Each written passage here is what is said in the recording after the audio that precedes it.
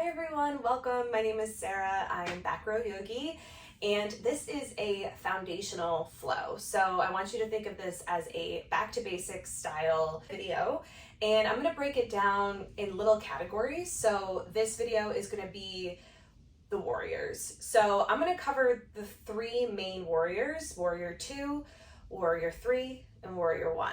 I know that that's not in order, but I am going to teach them in the order where I feel that you will come across them the most. So Warrior 2, in my opinion, is probably the most popular pose. You've probably heard of it, you've probably seen it. It's probably been cued to you in class the most. And so I'm going to start with a Warrior 2, and then Warrior 3 and Warrior 1 are kind of on the same level in terms of how often I feel like they're used, but I'm not in every yoga class ever, so this is just all my opinion. Either way, I want you to leave this video with an understanding of these three warrior poses, and so that you can feel more comfortable going into your next class or taking your next flow online, where you really know this is what I'm supposed to be doing in this shape.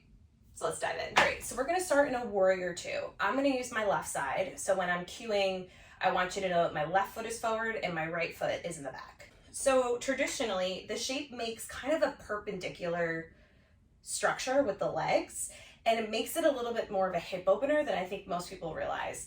So we'll start with the toes. The left toes face the front of the mat, and my right toes are facing the right side, the long edge side of my mat. So if you had your right foot forward, your right toes are facing the front, the left toes are facing the left side of the mat.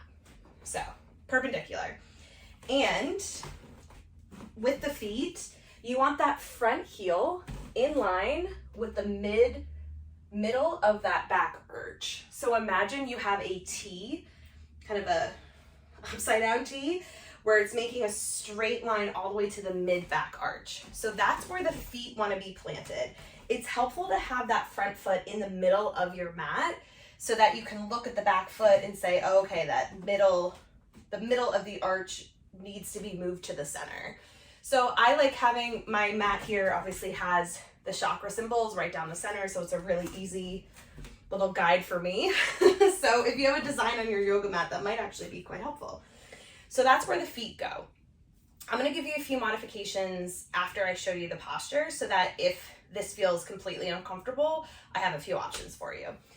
So in terms of the knees, the front knee is gonna bend, traditionally at about a 90-degree angle. I mean, we all have different bones and things, so like, that's the idea. But what you really want is to make sure the knee is stacked right over the ankle. We don't wanna be going past it. Just by doing that, I feel all of this strain in my hamstring, and it feels awful, so don't do that. And you might find that like this shape is really hard to hold if you're going way past the ankle, because you're actually having to dump a little bit into the leg, and that's like really not helpful. So I want you to think, when I kind of demo these shapes and give you these tips, think about the stacking of the bones. So when you have your knee right over your ankle, you have a really strong foundation. But the minute you start kind of leaning forward, you're losing all that stability because you're no longer stacking bone on top of bone. I'm using general terms, but I think you understand what I'm saying. So it's always helpful to just kind of peek and make sure that you can still see your toes. Make sure that the knee is not rolling in. I'm gonna turn to the side. I see this a lot in class where people won't get the front toes directly to the front, and then they're bending their knee and it's rolling in automatically. So make sure the toes are open, and then people might still roll in. I see this a lot as well. So opening up the hip, you'll feel it on the inside of the thigh. If you feel like it's a hip opener, it's because it is. So make sure the hip is open and that the knee is really pointing to the front of the mat. The back leg is straight. So the knee is straight in the back. You're really kind of stretching through the inner thighs, and your shoulders are directly over the hips. So try not to like lean yourself forward or lean yourself back. Think of yourself, again, you're stacking. It's that stability through the center of the body, stacking bones on top of bones so that you have this really powerful structure without like losing stability from like moving in different places, right? So that's where the feet are. I'm a little bit further back now because I want to make sure you can see me. I am traditionally in the center of my mat. So hips are open, front knee is bent, back knee is straight, shoulders right over the hips, and the arms go out on either side. Try not to let the hands kind of flop out, right? Or try not to just have the front arm forward. Activate everything through the core. This is a full body pose. This is a power pose. So feel that power emanating through the shoulders and the collarbone all the way through the fingers.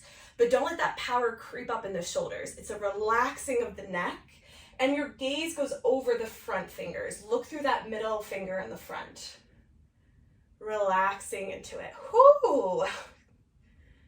Nice. Now, a modification that might be helpful when you're first starting off in Warrior 2, or if you're recovering from an injury, or maybe you're just real tight. Doesn't need to be a reason. But if you're feeling strain, remember that strain is different than discomfort. Hopefully we know our bodies well enough to know when we're experiencing something that might be pain versus something that might be working on strength, right? So anything that feels like a sharpness, a stabbing, a pulling that's not like a stretch, but more like this might snap at any moment, that's when you want to make sure you do modifications.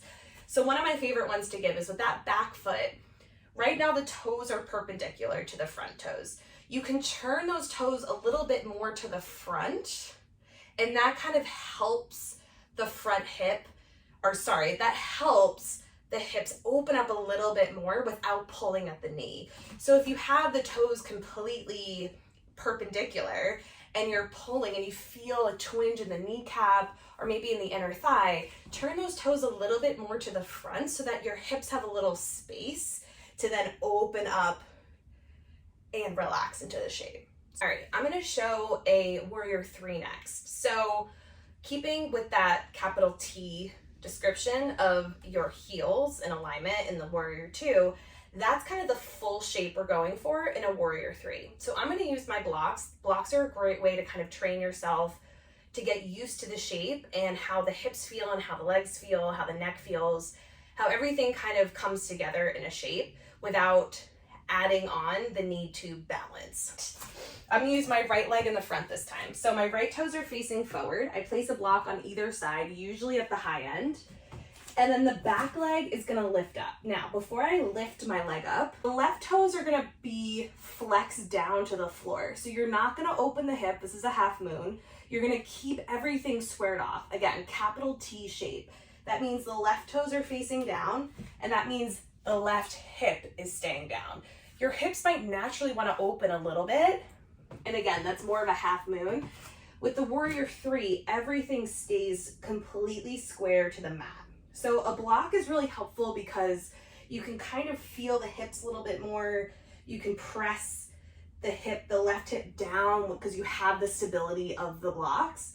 Sometimes when we go into it from a balancing standpoint, you're kind of focusing a lot on trying to maintain the balance that the hip will start to open naturally. So I recommend bringing hands to hips if you're coming into the balance right away, and then making sure the left hip drops down. So that's just something to keep in mind, whether you use blocks or not, that the hips need to be squared to the mat. Okay, so the other thing in a Warrior 3 is you want to make sure that the shoulders relax away from the ears. So the minute they start creeping up, you're going to curl the back, and then it's going to be really hard to actually lift that leg up. So think long in the spine, just like when we do our flat back halfway lifts and we lift ourselves up and we push the shoulder blades back. It's that same energy in the Warrior 3. It's also important that you don't gaze forward. Notice how I'm crunching into my neck here. Again, think capital T, right? So that means the gaze will go directly down to the mat. That way I have a nice long spine all the way to the crown of my head. When you feel ready to kind of come out of the modification of a Warrior 3 on the blocks, which no rush, again, I sometimes just like to use the blocks in class even if I know I can balance. It's just sometimes it's all about resetting and making sure that my alignment is still correct for my body, right? So use the blocks as much as you like. But traditionally, a Warrior 3 will have the arms reached out forward And you might have it, I'm literally the length of my room right now. So I can't quite do that full expression with the arms directly in front of me. So oftentimes I will cue, or I'll do if I'm doing it here, airplane arms out behind you. And again, this is a great opportunity to be like, oh, my left hip is lifting up. It happens so quickly. So feel free to kind of recheck anytime you'd like. And the arms can be airplaned. Your knee can absolutely be bent. I'd actually recommend at least a micro bend in the knee. Otherwise, you might be pulling at the hamstring. So you'll have a micro bend in the knee, and you're pressing like you want to act like you're pressing through a back wall so that heel has energy, just like that Warrior Two, where we talked about energy going through the fingers. The same goes for the feet in a Warrior Three. So even though the leg is lifted, don't let it just kind of hang there like dead weight, because then that actually is a lot harder to balance. The dead weight is actually a lot more challenging to like hold and lift. You're sitting even more into that standing leg. But by pressing the heel back, you're lifting up out of the hips through the core, and you actually can find the balance a lot easier. All right, and the last warrior I'm going to show you is a Warrior One. Now, this one is probably my least favorite one to teach because it's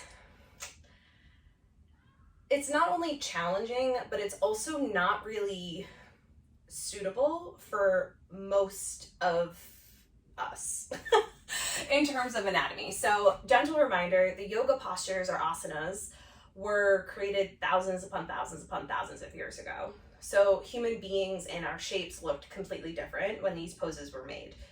Also, yoga was traditionally practiced by men who have very different pelvises, pelvic bowls, hip structures, the whole thing than women. So you already have challenges based on the shape of our pelvic bowls and our gender, but you also have thousands upon thousands of years of human bodies changing.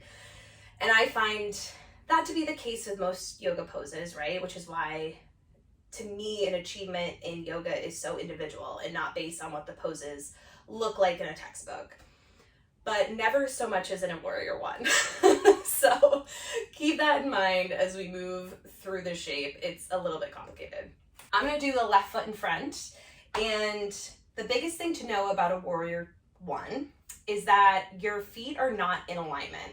So in a Warrior Two, you had that front heel in line with the middle back of the arch. And in a Warrior Three, you're kind of in a flat T-shaped line. Warrior One, your feet are on two different tracks. So the left foot will be in the front, and the back foot is a little bit out to the side. Now this part is very important because this is what helps the hips square as much as they can to the front. If you have your foot directly behind you and you have both feet planted, you have quite a limited range of motion, even if you're super duper duper flexible.